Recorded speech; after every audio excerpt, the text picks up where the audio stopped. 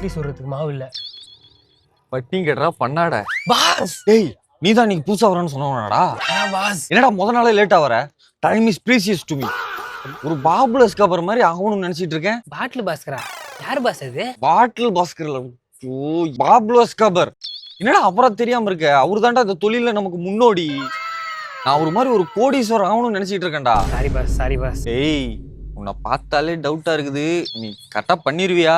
Pass சும்மா இந்த வெளிநாட்டுக்காரன் பேரை சொல்லி அசிங்கப்படுத்தாதீங்க. நான் நம்ம ராயபுரம் ரமேஷ் அண்ணா கூட 2 வருஷம், நம்ம சூளைமேடு சுரேஷ் அண்ணா கூட 3 வருஷம் இருந்திருக்கிறேன். அவங்க கூட எல்லாம் இருந்திருக்கியா? அப்ப சரியாதான் இருப்ப.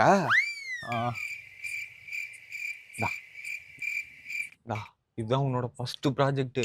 இது மட்டும் நீ கரெக்டா முடிச்சிட்டுன்னு பாஸ் கோடீஸ்வரன்டா. அது பேர் மட்டும் இல்ல பாஸ், அதெல்லாம் வேலை சுத்தமா இருக்கும். இந்த டீலை பர்ஃபெக்டா முடிக்கிறேன், அப்புறம் நீங்க கோடீஸ்வரன், நான் லட்சாதிபதி.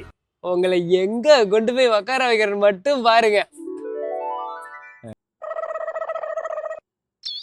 இங்க வந்து உட்கார வைக்கதான் அவ்வளவு பேசுனியாடா?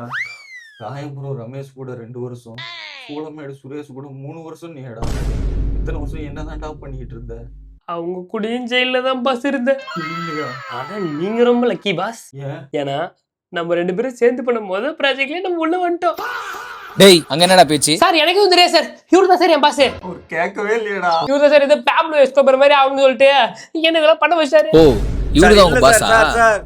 இருடா உங்க பாஸோட பீஸ் போடுறேன். பேப்லோ எஸ்கோபர் மாதிரி ஆகணும்னு ஆசையா? படிக்கிற அடியில் எப்படி நீ பஞ்சர் ஆவறன்னு மட்டும் பாரு.